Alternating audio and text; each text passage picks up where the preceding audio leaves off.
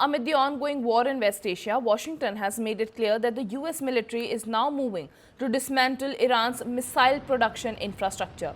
Addressing the media, White House Press Secretary Karoline Leavitt said that the B-2 bombers have recently dropped 2,000-pound penetrator bombs on what she described as deeply buried missile sites. She added that more than 5,000 enemy targets have been struck so far, with Iran's ballistic missile attacks down by over 90% and drone attacks reduced by around 85% since the start of Operation Epic Fury. According to Leavitt, the United States has also severely degraded Iran's naval capabilities, destroying more than 50 Iranian naval vessels, including a major drone carrier ship, leaving the Iranian Navy combat ineffective in key regional waterways. Meanwhile, just days earlier, US President Donald Trump suggested that the war in the West Asia could end soon. Listen in. More than 5,000 enemy targets have been struck so far. Iran's ballistic missile attacks are down more than 90%, and their drone attacks are down by approximately 85% since the start of Operation Epic Fury. The United States is also annihilating the Iranian regime's navy, and we have destroyed more than 50 Iranian naval vessels, including a major drone carrier ship. None of the regime's vessels are operating in major regional waterways, and the Iranian Navy has been assessed as combat ineffective. Now, the U.S. military is moving to dismantle Iran's missile production infrastructure. Our incredible B-2 bombers recently dropped dozens of 2,000-pound penetrator bombs on deeply buried.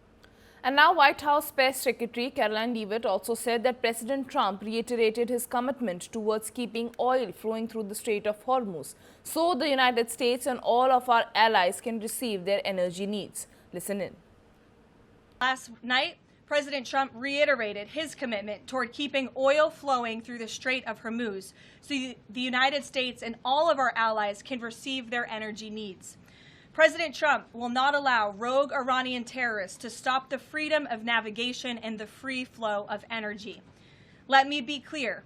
It is a good thing to wipe out terrorists who indiscriminately target civilians and attempt to hold the global economy hostage, and President Trump should be commended for doing so. As the president made unequivocally clear to the remaining elements of this terrorist regime in his statement yesterday, if they do anything to stop the flow of oil or goods within the Strait of Hormuz, they will be hit by the world's most powerful military 20 times harder than they have been hit thus far. And on Mojtaba Khamenei being elected as Iran's new supreme leader, White House Press Secretary Karoline Leavitt said that President Donald Trump has blatantly and frankly stated that it's within the best interest of the United States and the West to no longer have a radical terrorist in charge of Iran, especially as we see their reaction to Operation Epic Fury.